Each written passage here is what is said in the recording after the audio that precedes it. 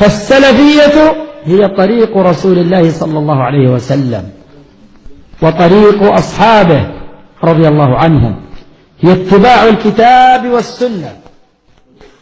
لا ينبز بأنهم حنابلة، ولا ينبزون بأنهم تيميون، ولا ينبزون بأنهم وهابية، ولا ينبزون بأنهم جامية، ولا ينبزون بأنهم مداخلة.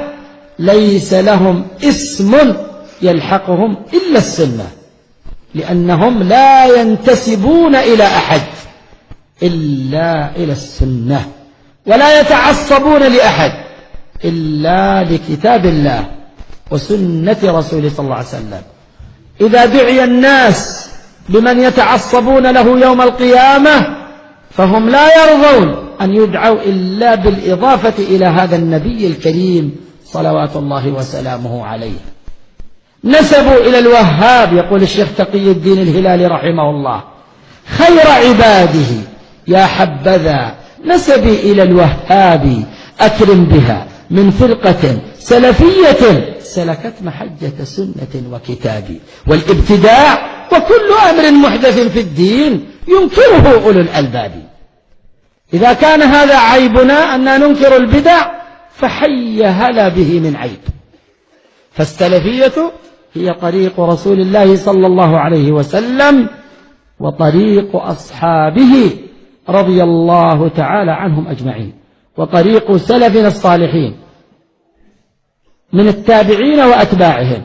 مالك نحبه ونعظمه ونقتدي به، الشافعي نحبه ونعظمه ونقتدي به، أحمد نحبه ونعظمه ونقتدي به، وأبو حنيفة كذلك، السفيانين الحمادين، الزهري، عمر بن عبد العزيز، عبد الرحمن بن مهدي، يحيى بن سعيد، يحيى بن معين، أحمد بن حنبل، البخاري، مسلم، النسائي، أبو داود، الترمذي، ابن ماجه، أئمة السنة والحديث في جميع الأعصار والأقطار نحبهم.